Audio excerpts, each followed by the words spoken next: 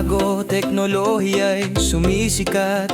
Sa social media, boses ng bawat isa'y lumalaganap. Mabilis ang pag-usad, moderno't laging may bago. Kultura'y nagbabago, pero diwa'y di naglalaho. Sa ating pagkakaisa, wika'y tulay at patnubay, tungo sa kinabukasang may pag-asa at tagumpay.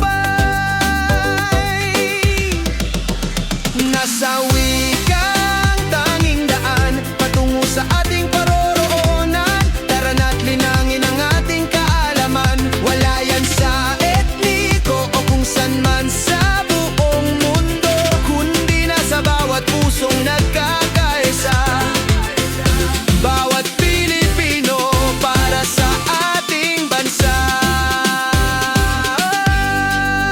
Sa bawat pahina ng ating kasaysayan, wika'y naging ilaw at gabay. Noong tayo'y binalot ng dilim, wikang sumulat ng ating kalayaan. Mga akda ni Rizal at tindig ni Bonifacio, wikang naging sigaw ng ating puso. Sa ating pagkakaisa, wika'y tulay at patnubay, tungo sa kinabukasang may pag-asa at tagumpay. Nasa wikang tanging daan, patungo sa ating paroroonan. Tara na't linangin ang ating kaalaman. Wala yan sa etniko o kung san man sa buong mundo, kundi nasa bawat pusong nagkakaisa.